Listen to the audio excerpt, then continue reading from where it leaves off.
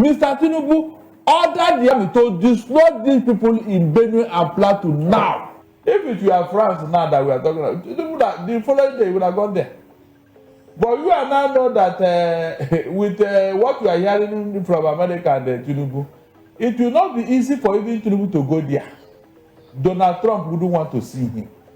Take it from me.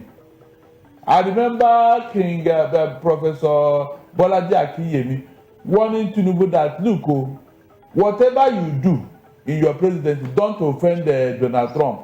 That means they have intel that Donald Trump doesn't like Tinubu. So how will he now be willing to go and meet such a person? Look, what I expected from Tinubu is this. Start in-house cleaning.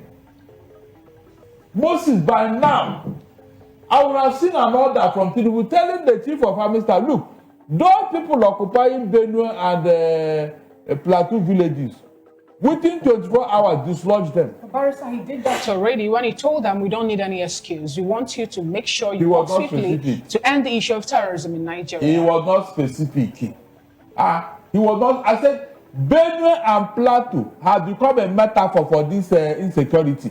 How can foreign people, the government even said that they don't know where they come from, and you allow them to take over villages of your own people, and these people are living in IDP camp for 10 years now. This is where I want him to start. Mr. Tinubu ordered the army to destroy these people in Benue and Plateau now. Looking at the fact that... At least from there, Donald Trump say, yes, something is happening here. Looking at the fact that Nigeria, at this point in time, have so many of these terrorists now everywhere. They have infiltrated, most of the nooks and crannies of this country.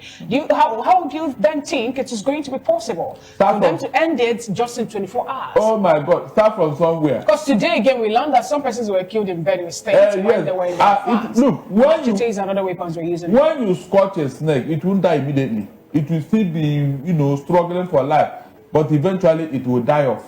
Now, when these terrorists heard of what Trump said, do you know that some of them started leaving Nigeria?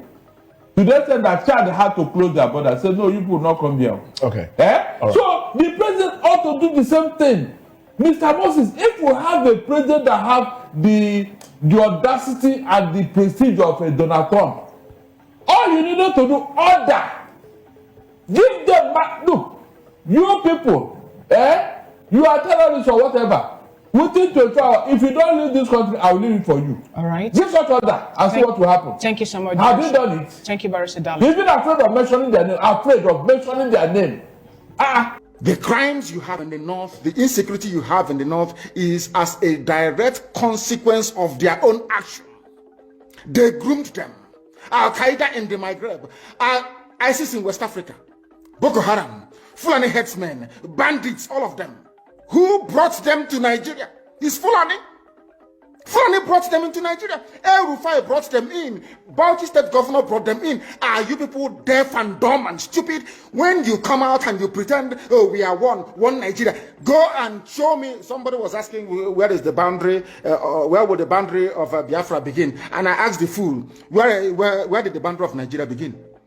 He is facing an existential threat in Nigeria. Thousands and thousands of Christians are being killed.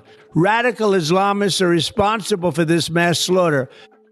I am hereby making Nigeria a country of particular concern. That's a legal definition. When the Christians or any such group is slaughtered, like is happening in Nigeria, 3,100 versus 4,476 worldwide. What horrible numbers. Something has to be done. I am asking Congressman Riley Moore, together with Chairman Tom Cole and the House Appropriations Committee, to immediately look into this matter and to report back to me. And I mean, like, immediately.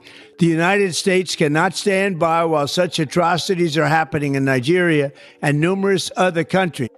It's not only Nigeria, it's all over.